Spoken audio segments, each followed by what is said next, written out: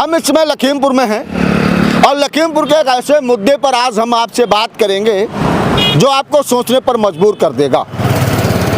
लखीमपुर में कहने को तो करीब 1 सैकड़ा से ज़्यादा अस्पताल और नर्सिंग होम बने हुए हैं, लेकिन उसमें कितने रजिस्टर्ड हैं और कितने नॉन रजिस्टर्ड हैं, ये सोचने वाली बात है।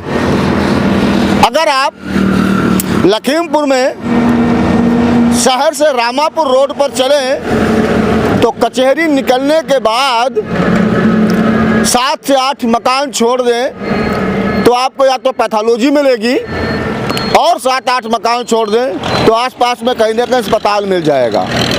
कमोबेश यही हाल है गोला रोड का।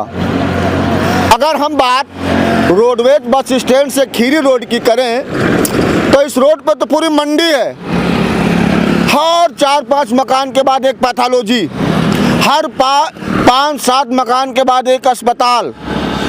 लेकिन सोचने वाली बात यह है कि इन अस्पतालों में कितनी जिम्मेदारी के साथ इलाज होता है, इन पैथोलॉजियों में कितनी जिम्मेदारी के साथ जांचें की जाती हैं, ये बताने वाला कोई नहीं है। लखीमपुर शहर या उसके दूर दराज गांव से आने वाले लोग शहर में इस मंशा के साथ आते हैं कि वो शहर में जा रहे हैं अपनी बीमारी का इलाज कराने के लिए, अपनी बीमारी की जांच कराने के लिए। लेकिन अधिकांश ऐसी पैथोलॉजियां हैं शहर के अंदर जिनका रजिस्ट्रेशन नहीं है। रजिस्ट्रेशन भी है तो उनके पास लैब टेक्नीशियन नहीं है, उनके पास तमाम ऐसे काम फर्जीवाड़े में चल रहे हैं। किसी ने किसी लैब में 2-4-5 महीने काम कर लिया और उसको अल्लिब्बे मालूम हुआ और उसने आकर के अपनी पैथोलॉजी खोल ली। कल हमें एक बड़े डॉक्टर थे हमारे साथ, एमएस सर्जन थे, वो बता रहे थे कि मैं 2017 में अल्टो से चलता था, आज 2024 है, अमृतकाल चल रहा है भारत में, हम आज भी अल्टो से चल रहे हैं। लेकिन 3 साल पहले हमारे जिस कंपाउंडर ने हमारे पास से काम छोड़ा था उसने रामापुर में एक अस्पताल खोल लिया। आज वो क्रिएटा से चलता है। आधा दर्जन कंपाउंडर उसके पास लगे हुए हैं। डॉक्टर साहब के पास अभी भी 2 कंपाउंडर हैं, वो इनोवा उसके पास नहीं, वो तो अल्टो से ही चलते हैं। डॉक्टर साहब बता रहे थे कि जिंदगी में जब आप कभी नाकाम हो जाएं, कोई काम आपके पास ना बचे, आप या तो अस्पताल खोल लीजिए या पैथोलॉजी की ABCD मालूम करिए और पैथोलॉजी खोल लीजिए। कौन है इन सारी चीज़ों के पीछे जिम्मेदार? कब तक जागेंगे वे जिम्मेदार जो आपकी सेहत के साथ खिलवाड़ हो रहा है? ऐसा नहीं है कि जिले के जिम्मेदार लोग इस चीज़ को जानते नहीं और इससे वाकिफ नहीं हैं। लेकिन साहब, भले ही प्रधानमंत्री लोकतंत्र में लोकतांत्रिक तरीके से लोकसभा में खड़े होकर के कहें कि हम भ्रष्टाचार के खिलाफ लड़ते रहेंगे, लेकिन लखीमपुर के अंदर जो परिस्थितियां हैं वो किसी से छिपी नहीं है। लखीमपुर में शायद ऐसा कोई अस्पताल होगा जो अपने पूरे मानकों पर खरा उतरता होगा, लेकिन फिर भी उनका रजिस्ट्रेशन हो जाता है। तमाम ऐसे अस्पताल हैं जो भी सीज किए गए फिर ओपन हो जाते हैं। क्या है इनके पीछे का सिस्टम? सीधी सी बात है, जब सिस्टम में दीमक लगा हो, पूरा सिस्टम जब भ्रष्टाचार की भेंट चढ़ रहा हो और हर जगह भ्रष्टाचारी ही बैठे हों, तो ऐसे में आम आदमी पर क्या खिलवाड़ होता है उसकी सेहत के साथ, उसकी ज़िंदगी के साथ। लखीमपुर खीरी से बड़ा उदाहरण आपको पूरे देश में नहीं मिलने वाला।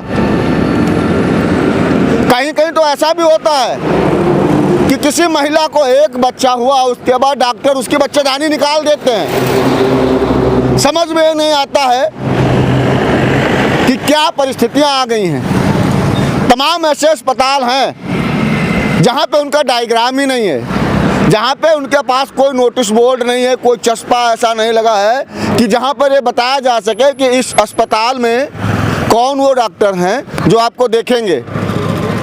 बड़े बड़े नाम लिखे हैं, फलाने ढिमाके, ये वहाँ के औलिया हैं, ये वहाँ के बड़े मठाधीश डॉक्टर हैं, लेकिन उनका फोटो नहीं कहीं पर है। आपने डॉक्टर का नाम सुन लिया, गांव देहात से आता है, कोई गरीब आदमी केबिन के अंदर पहुंचा, डॉक्टर साहब चले गए ऑपरेशन थिएटर में, कंपाउंडर उनकी दवाई लिख रहा है। तमाम अस्पताल ऐसे हैं। सीएमओ साहब तक अगर हमारी आवाज़ पहुंच पा रही हो और उनके कान में जरा से भी मेरी खबर को देखने के बाद खुजली हो और लगे कि वो इस भ्रष्ट तंत्र का हिस्सा नहीं है, तो एक आदेश जारी करें। उस आदेश में लिखवाएं इस बात को कड़ा अनुपालन कराने के लिए कि हर अस्पताल में यह निश्चित किया जाए कि कौन कौन डॉक्टर ड्यूटी पर तैनात हैं, उनके फोटो लगाए होने चाहिए। पैरामेडिकल के फोटो नहीं लगे चलेगा, लेकिन ये तो पता लगा हो कि ये दीपक पंडित का नाम इस पे लिखा है, तो दीपक पंडित का फोटो लगा होना चाहिए, ताकि मरीज जब अंदर जाए तो देख ले ये वही आदमी है जिसका फोटो लगा था, या अंदर दीपक पंडित के बाप उसका इलाज कर रहे हैं, ये होना चाहिए। इसके साथ साथ चाहे तो एक सुधार और भी कर सकते हैं। अगर मरीज को ऑपरेशन हो रहा है तो इस चीज की पुष्टि करें कि जो डॉक्टर ऑपरेशन करने जा रहा है वो सर्जन है, जो बेहोशी का इंजेक्शन दे रहा है का वो एनेस्थेटिक है। उस डॉक्टर के भी वहाँ पे दस्तखत होने चाहिए कि कौन डॉक्टर ऑपरेशन कर रहा है और कौन एनेस्थीसिया देख रहा है। अगर इतना सा काम हो जाए तो देखिएगा बहुत बड़ी लगाम लग सकती है। पैथोलॉजी में तमाम ऐसे पैथोलॉजियाँ हैं, दर्जनों ऐसा पैथोलॉजी हैं जहाँ पर टेक्नीशियन नहीं है, लेकिन नोटों के सारे काम चल रहे हैं। चाहे वो दफ्तर के बाबू हो, चाहे डॉक्टर हो, हर कोई गरीब आदमी, आम आदमी की जेब पर डांका डाल रहा है और सेहत के साथ खिलवाड़ किया जा रहा है।